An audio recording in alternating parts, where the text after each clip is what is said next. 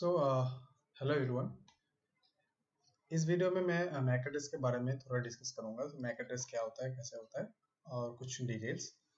So actually अगर आप एक इथरनेट फ्रेम को देखें, सो इथरनेट फ्रेम को जैसे कि हम लोगों को पता है कि डेटा लिंक लेयर पे जो भी फ्रेम जनरेट होता है इथरनेट फ्रेम, उसमें बहुत सारे फील्ड्स होते हैं। सो यहाँ पे मैंने ये फील्ड्स मैंने दिखाया कि इथरनेट फ्रेम कैसे होता है। सो यहाँ पे प्रीएम्बल होता है इथरनेट में, फिर destination address, source address, type, data, FCS. So actually ये जो मैक एड्रेस कहाँ पे यूज होता है? मैक एड्रेस यूज होता है एड्रेसिंग पर्पस के लिए। जैसे कि हम लोग का जैसे घर होता है, घर के लिए एक एड्रेस होता है, ठीक वैसे ही जो नेटवर्क में जो डिवाइसेस है उसको एड्रेस करने के लिए जो फिजिकल एड्रेस होना चाहिए वो वही होता है Mac address. So MAC address actually कहाँ पे, इस जो इथरनेट का जो फ्रेम है, इस destination address and source address पे वो मैक एड्रेस को इनपुट किया जाता है। ठीक है। सो डेस्टिनेशन एड्रेस पे उसका मैक एड्रेस लगता है जिसके लिए पैकेट जा रहा है, और सोर्स एड्रेस पे उसका मैक एड्रेस होता है जो भी कोई पैकेट को सेंड कर रहा है। ठीक है। सो अभी थोड़ा हम लोग देखेंगे कि मैक एड्रेस का डिटेल्स के बारे में, मैक एड्रेस कैसे क्या है क्या नहीं है, थोड़ा डिटेल्स में हम लोग देखेंगे। तो MAC address is basically specific address. As you can see, the media access control address is a unique identifier assigned to a network interface controller for use as a network address. Means कोई भी network के लिए address के लिए, network में addressing के लिए, physical addressing के लिए जो एड्रेस चाहिए उसको हम लोग मैक एड्रेस कहते हैं। ठीक है। ओके। सो ये पहला बात हो गया। ठीक है। सो मैक एड्रेस बर्न इन एड्रेस होता है। बर्न इन एड्रेस मीन्स जो मैक एड्रेस आपको एनआईसी के लिए, आप कोई एनआईसी परचेस करते हो या आप कोई लैपटॉप खरीदते हो या डेस्कटॉप खरीदते हो, उसमें ऑलरेडी आपको एक इथरनेट कार्ड मिलता है, नहीं तो वायरलेस कार्ड मिलता है। उसमें एक फिजिकल एड्रेस बर्न इन मतलब मैन्युफैक्चर्ड यूनिट से बर्न इन होके आता है आपके पास, वहां से आपको पता चलता है आपका मैक एड्रेस क्या है। ठीक है। सो मैक एड्रेस कहाँ पे स्टोर होता है? वो एनआईसी में जो रोम होता है, वो रोम पे रीड ओनली मेमोरी, उस पे वो एड्रेस को स्टोर किया जाता है। ठीक है। ओके। सो हम लोग ये दूसरा पॉइंट भी क्लियर कर लिए। और यहाँ पे और एक आपको चीज पता चलेगा कि मैक एड्रेस, जो मैक एड्रेस को हम लोग जैसे कि मैक एड्रेस बोलते हैं, एक्चुअली वो उसका पहला जो नेमिंग, आई ट्रिपल ने जब पहला जो मैक एड्रेस निकाला था उसका नेमिंग था मैक 48। इसको बोलते थे मैक 48। फिर आई ट्रिपल ने इसको चेंजेस करके इसका नया नेमिंग कन्वेंशन लाया है, EUI 48। जो EUI का फुल फॉर्म है एक्सटेंडेड यूनिक आइडेंटिफायर्स। ओके। सो मैं बताऊंगा कि ये मैक एड्रेस से चेंज होके EUI 48 क्यों लाया गया है।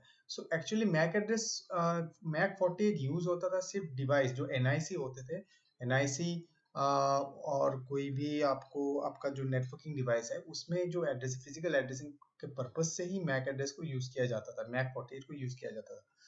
मगर धीरे धीरे जब रिक्वायरमेंट बढ़ा, ठीक है, सो जैसे कि आपको पता चलता है कि मैक एड्रेस सिर्फ इथरनेट और वाईफाई में यूज नहीं होता है, ब्लूटूथ के लिए भी यूज होता है।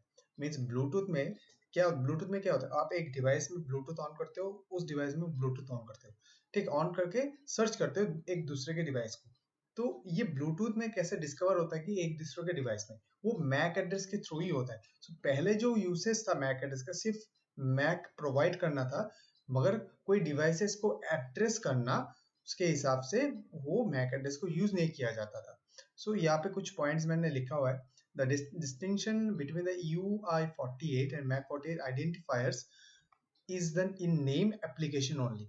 मीन्स जो एप्लीकेशन है, मैक 48 का जो एप्लीकेशन है, EUI 48 के एप्लीकेशन के डिफरेंस की वजह से आपको ये नेमिंग कन्वेंशन थोड़ा अलग मिल रहा है। ठीक है।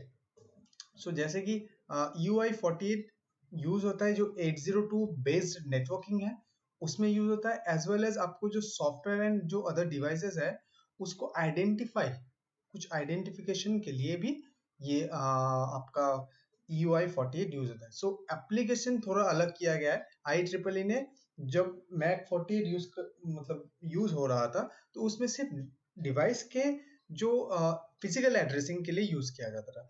फिर IEEE ने जो एड्रेसिंग का है मैक का, उसको उसमें थोड़ा चेंजेस नहीं, मतलब उसको एप्लीकेशन थोड़ा बढ़ाया है, मतलब सॉफ्टवेयर आइडेंटिफिकेशन, डिवाइस आइडेंटिफिकेशन। सो उसके हिसाब से वो मैक 48 से, मतलब मैक का एक्चुअल जो फुल फॉर्म होता है मीडिया एक्सेस कंट्रोल। सो यहाँ पे सिर्फ मीडिया एक्सेस नहीं कंट्रोल होता है, ये एक्सटेंडेड यूनिक आइडेंटिफायर। अभी इसका नाम से आपको ये पता चलता है extended unique identity means identification के लिए भी ये यूज किया जाता है। सो इसका बाकी सब कन्वेंशन वो सेम रहता है, कोई चेंजेस नहीं है।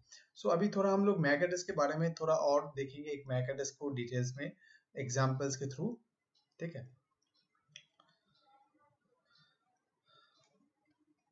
सो यहाँ पे मैंने एक मैक एड्रेस लिया है। ये मैक एड्रेस का दो पार्ट होता है, पहला पार्ट, ये दूसरा part. So actually MAC address होता है 48 बिट का। 48 बिट में के अंदर ये 24 बिट होता है, फर्स्ट 24 बिट, ये second 24 bit. First 24 bit is use for OUI means organizationally unique identifier.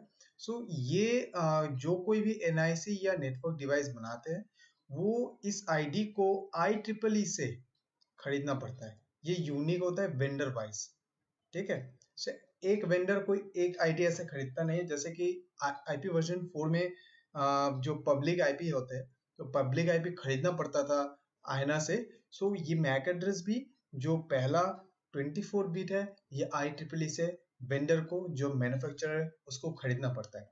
सो अगर आप फॉर एग्जांपल आप मान लो कि आपके पास रियलटेक का एक चिप है, उन्होंने ऐसे बहुत सारा 24 बिट आईडी खरीदा हुआ है।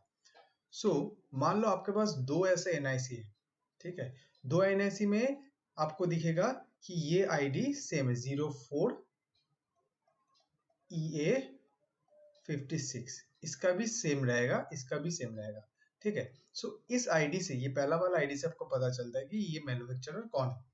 इसका मतलब ये नहीं कि सिर्फ एक ही आईडी होता है, एक कंपनी का वेंडर का बहुत सारा आईडी वो खरीद सकता है, ठीक है। बाकी जो आपको 24 बिट जो लास्ट में दिखाई देता है, ये 24 बिट आईडी होता है NIC के लिए। ये मैन्युफैक्चरर इसको मैनिपुलेट कर सकते हैं, उसको कोई भी नोड में दे सकते हैं। आपका NIC है, आपका NIC में पहला जो बिट है कि पहला 6 बिट, ये तो कंफर्म, इसमें कोई मैनिपुलेशन नहीं होता है वेंडर का, मगर इस 24 बिट में कोई भी चेंजेस मैन्युफैक्चरर कर सकते हैं, ठीक है। और यही बिट को आप रोम में वो लोग स्टोर करके आपके पास जो NIC के थ्रू आपके पास भेजा जाता है, वही होता है आपका मैक एड्रेस, ठीक है। सो बेसिकली ये है मैक एड्रेस का मतलब जो डिफरेंशिएशन पार्ट है, ठीक है। सो मैक एड्रेस को अभी जैसे कि हम लोग ये मैक एड्रेस का जो नेमिंग कन्वेंशन, पहले हम लोग क्या बोलते थे, मैक एड्रेस को मैक 48 बोलते थे। अभी इसका जो न्यू नेमिंग है इसको हम लोग बोलते हैं EUI means extended unique identifier 48। सो नेमिंग क्या है मैक एड्रेस का, EUI 48। सो दो तरह का मैक मतलब EUI है, एक्सटेंडेड यूनिक आइडेंटिफिकेशन, एक EUI 48 और एक EUI 64। दो तरह का है, ठीक है। सो ये जो एड्रेस है ये हम लोग तो फिजिकल एड्रेस के लिए यूज करते हैं, मगर ये 64 EUI जो 64 है, इसका ये भी एक तरह का मैक एड्रेस है, ठीक है। मगर ये मैक एड्रेस की तरह यूज नहीं होता है, ये यूज होता है आपका IP वर्जन 6 में जो IID इंटरफेस आईडी, ठीक है। एक्चुअली ये जो IP वर्जन 6 होता है उसका जो ये एडमिनिस्ट्रेशन को बर्डन को थोड़ा कम करने के लिए, मतलब आप कोई IP वर्जन 6 को पुट करना चाहोगे कोई होस्ट पे या कोई इंटरफेस पे, तो ये थोड़ा बहुत बड़ा काम हो जाता है और DHCP के थ्रू भी। सो इसके लिए एक प्रोसेस बनाया गया है कि एक IID बनाया जाएगा, वो IID बनेगा आपका मैक एड्रेस से, ठीक है। वो मैक एड्रेस में थोड़ा कुछ चेंजेस लाके उसको EUI 64 में कन्वर्ट किया जाता है, फिर उसको IID बनाया जाता है।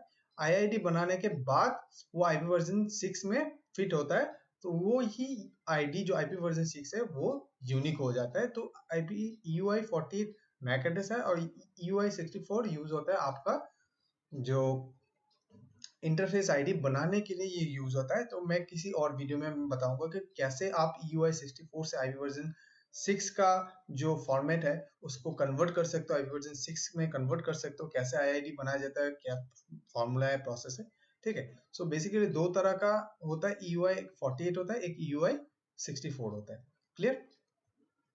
ओके, सो ये इसके बाद आपको और एक चीज होगा कि मैं दिखाना चाहूंगा ये चीज। ओके, सो आपको दिख रहा होगा यहाँ पे कि मैंने जैसे बताया था कि मैक एड्रेस का 6 ऑक्टेट का होता है। पहला 3 ऑक्टेट होता है OUI, organisationally unique identifier, last 3 NIC का होता है। ठीक है, ये स्पेसिफिक होता है, ये मैन्युफैक्चरर इसको मैनिपुलेट कर सकता है। ठीक है, अभी ये जो आपको दिख रहा है ये पहला, ये जो 3 बिट के अंदर, ये 3 बिट नहीं, सॉरी 3 ऑक्टेट जो है, 3 ऑक्टेट में जो पहला ऑक्टेट है, पहला ऑक्टेट को अगर मैं बिट बाय बिट देखूं, सो लास्ट वाला जो बिट आपको दिख रहा है, अगर इसका वैल्यू 0 होता है मीन्स ये यूनिकास्ट एड्रेस है। यूनिकास्ट एड्रेस ये यूनिकास्ट होता है। अगर इसका वैल्यू 1 है तो उसको मल्टीकास्ट एड्रेस बोला जाता है। अब यूनिकास्ट और मल्टीकास्ट क्या होता है? यूनिकास्ट जो जैसे कि एक डिवाइस दूसरे डिवाइस को इसमें कोई पैकेट भेज रहा है, तो उस तरह के एड्रेस मतलब जो फ्रेम होता है, वो फ्रेमिंग के लिए हम लोग यूनिकास्ट एड्रेस यूज करते हैं। सिर्फ एक डिवाइस दूसरे डिवाइस को भेज रहा है। ठीक है, अगर मैं चाहता हूँ कि एक डिवाइस से कुछ मतलब नेटवर्क का कुछ ही डिवाइस को मिले, तो उसमें जो एड्रेसिंग यूज किया जाता है उसमें मल्टीकास्ट एड्रेस। तो आपको एक मैक एड्रेस देख के कैसे पता चलता है कि ये एड्रेस यूनिकास्ट एड्रेस है या ये मल्टीकास्ट एड्रेस है? फिर आपको पता चलेगा कि आपका मैक एड्रेस का जो फर्स्ट ऑक्टेट है, फर्स्ट ऑक्टेट का लास्ट बिट जो है, अगर उसका वैल्यू 0 होता है तो वो होता है यूनिकास्ट, अगर उसका वैल्यू 1 होता है तो वो होता है मल्टीकास्ट। Very simple. ठीक है, दूसरा चीज, आपका फर्स्ट ऑक्टेट का जो सेकेंड लास्ट बिट है, उसका वैल्यू अगर 0 है तो ये ग्लोबली यूनिक होता है जो एड्रेस, और नहीं तो ये लोकली एडमिनिस्ट्रेटेड होता है। ये ग्लोबली यूनिक और एडमिनिस्ट्रेट का मतलब क्या होता है? ग्लोबली यूनिक आपको अगर जैसे कि कोई कंपनी ने आपको वो मैक एड्रेस जो NIC में मैक एड्रेस प्रोवाइड किया गया है, उसका लास्ट बिट अगर 0 होता है तो आपको कंफर्म है कि ये जो मैक एड्रेस आपको मिला है ये ग्लोबली यूनिक है।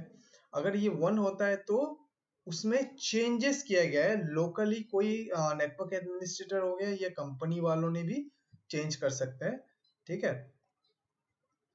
तो आपको यहाँ पे मैंने कुछ यहाँ पे हाँ नोट्स बनाया कि universally administered address is uniquely assign to a device by its manufacturer. जो मैन्युफैक्चरर होते हैं वो यूनिकली असाइन करता है।